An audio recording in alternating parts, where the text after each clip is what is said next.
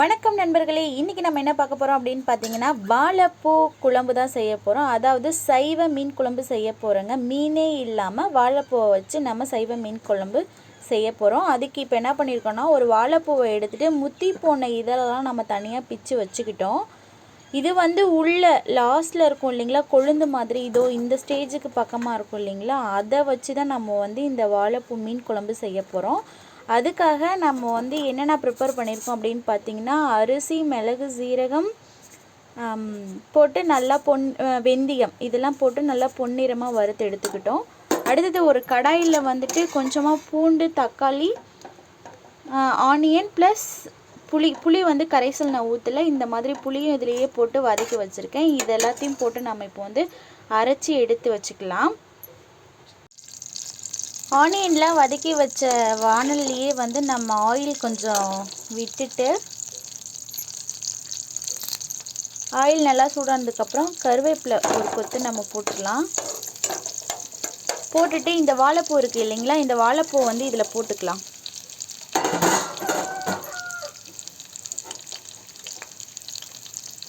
இதில் போட்டு இது நல்லா கொஞ்சம் எண்ணெயிலேயே நல்லா வதங்கட்டும்.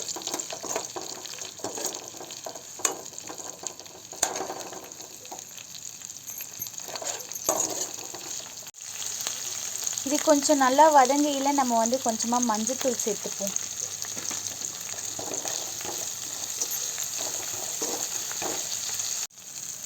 கொஞ்சம் உப்பு சேர்த்துக்கலாம்.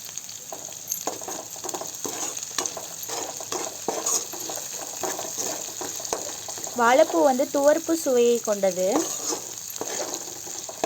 நம்மளுக்கு அறுசுவைகளும் தேவைதான். அதில் துவர்ப்பு சுவையானது தான் வாழைப்பூ.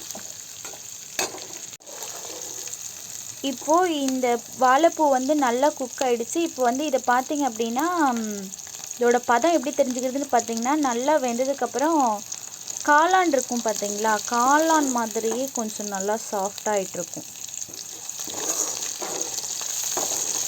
இப்போ அரைச்சி விழுதை இதோட நம்ம சேர்த்துக்கலாம். நல்லா குக் ஆகிடுச்சு. இப்போ நம்ம அரைச்ச விழுதை சேர்த்துப்போம். இப்போது இதுக்கு தேவையான அளவு கொஞ்சம் தண்ணி ஊற்றிட்டு, மிளகாத்தூள் நான் 1/2 ஸ்பூன் போட்டுக்கிறேன். உங்களுக்கு காரத்துக்கு ஏற்ற மாதிரி போட்டுக்கோங்க.